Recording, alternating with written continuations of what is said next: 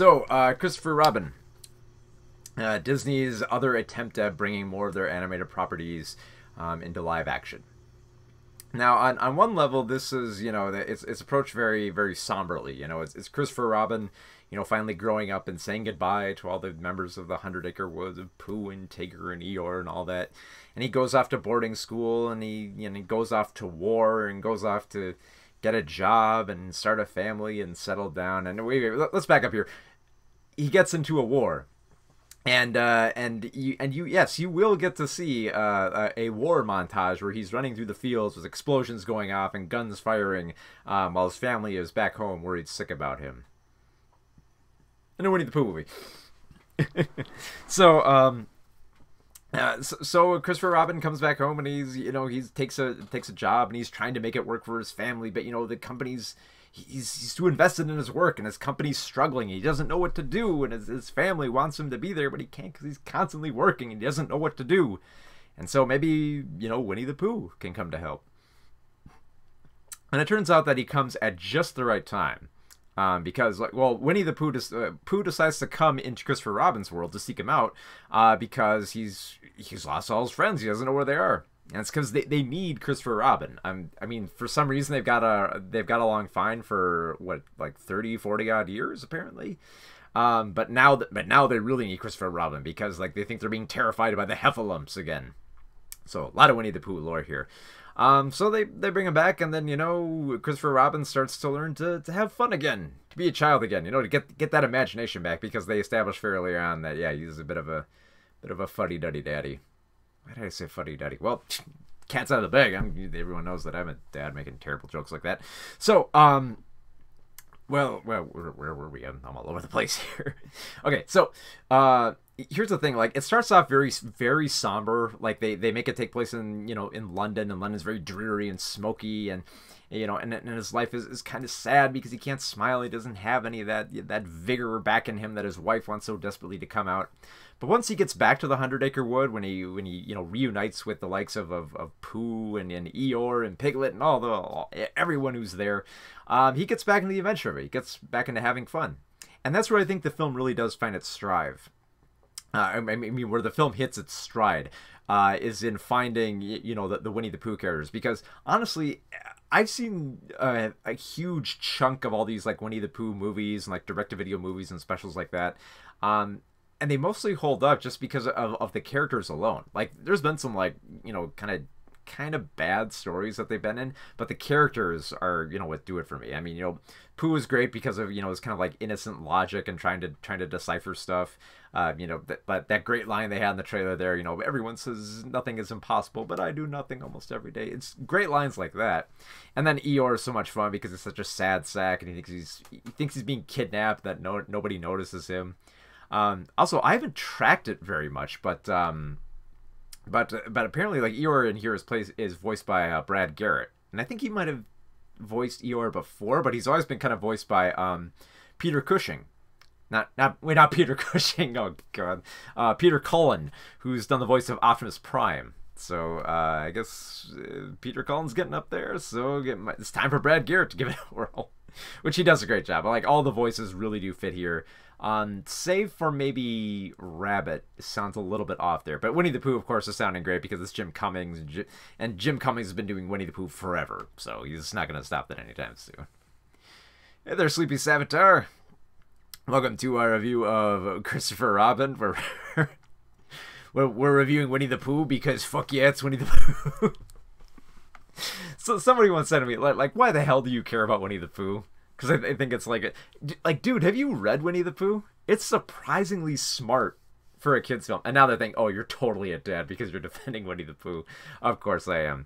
But it endures because honestly, I was having a lot of fun when they brought the characters.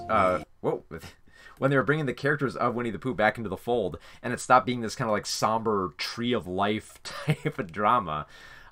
Which kind of feels off. I was getting worried, oh man, is the whole film gonna be like this? Is it all gonna be this kind of like dreary, downtrodden stuff? Is it gonna be like that other film, Goodbye Christopher Robin?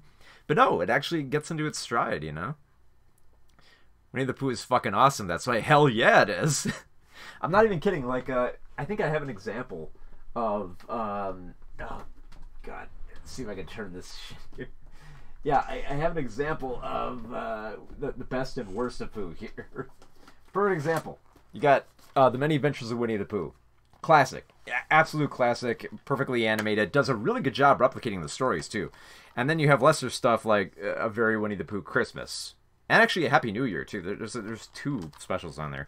But they hold up because the characters are so much fun to follow. And I can't get the fucking DVD back here. But they're so much fun to follow, and they're just great characters overall. They have a great mindset to them. They have wonderful personalities. I could never get enough of them, and they hold up over time too. I gotta mention, like when I was at the press screening, tons of kids in here watching this. Kids were cracking the fuck up at this. They love Tigger. They love Eeyore's kind of like deadpan comments. They love Pooh's weird logic. The only downside to this is that, as you might have guessed, it does kind of turn a little bit into like Steven Spielberg's Hook of, trying to recapture your youth and trying to figure out, where you've been and trying to recapture some of that magic. It does get into that territory here. In fact, it even gets... Some of the dialogue gets like really on the nose and ridiculous towards the end. Like they make his stuffy boss who does no work. He gets called out. And of course, Christopher Robin, he comes up with the perfect solution. It's like, oh, it was in my face the whole time. And then he brings in all the stuffed animals and says like, yes, we're gonna bring this company around by having fun and being just genuinely great people. And the old CEO is like, well, that's a great idea, my boy. And then his son's like, oh, but Papa, I had an idea. Like, shut up, son. It's exaggerated like that. It's kind of, it gets really cliche towards the end of the film. But I'm kind of okay with that, just because, like I said, the characters hold up. I'm thoroughly convinced at this point you could put the Winnie the Pooh characters in any scenario, and they'd be fun to follow. Because honestly, there's rarely been an instance where I've seen like a Winnie the Pooh movie where I've been like, oh, this doesn't work for the characters, or it's like, that's not the Winnie the Pooh I know. No, this is very true to all the characters in every single way. The real question is, does Christopher Robin take the high ground? Someone actually made a comment like this on Twitter, where they had, I think they had, let me see if I can find it here. I think it was more towards the end here, where Christopher Robin is sitting with Pooh, and they edited in Anakin Skywalker at the bottom of the hill, and they just said like he was like don't worry about him, Pooh, we have the high ground. And I added a little comment to that saying he was supposed to bring balance to the Force, Pooh. And just Winnie the Pooh would say like, well, he doesn't look like he could balance without legs. Maybe he could crawl to the Force. My Winnie the Pooh impression is terrible too. Yeah, it looked amazing. It was pretty fun.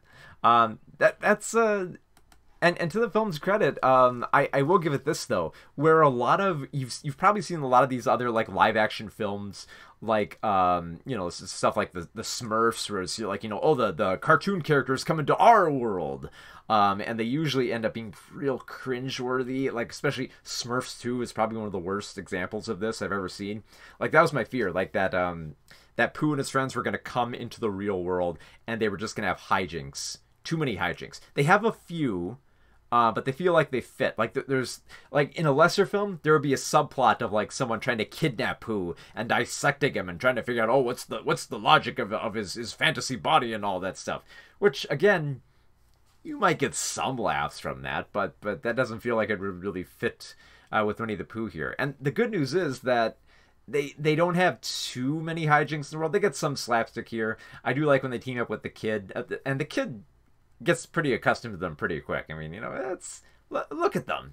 Yeah, they're they look a little bit more ragged than they do in the cartoon, but that's, they're stuffed animals. Stuffed animals just get that way. I almost wish they got a little grayer. That well, you can kind of see it looked kind of like Tigger was getting a few grays hair there, but I don't know. Maybe have like Pooh have some gray hair on the top there or something like that. I don't know. It's just bizarre ideas like that.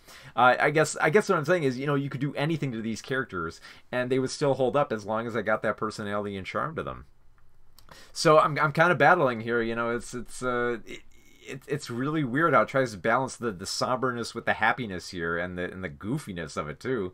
Um, but I honestly I had just enough laughs where I found it entertaining. Kids especially kids. Yeah, like if kids haven't been that experienced with Winnie the Pooh before, I think they'll really dig this as well. It does reward some people who have watched some of the Winnie the Pooh stuff, like they do mention the lore of like heffalumps and stuff like that, and they do reference back to like a few of the other Winnie the Pooh classic adventures. But you don't have to be familiar with it. You can enjoy it just on its own because that's the great thing about Winnie the Pooh. You know, after like 60 some odd years of Disney having this property, not 60, they've been since the 60s, probably like 40 years. It's 40 or 50 years at this point. Yeah, 50 years.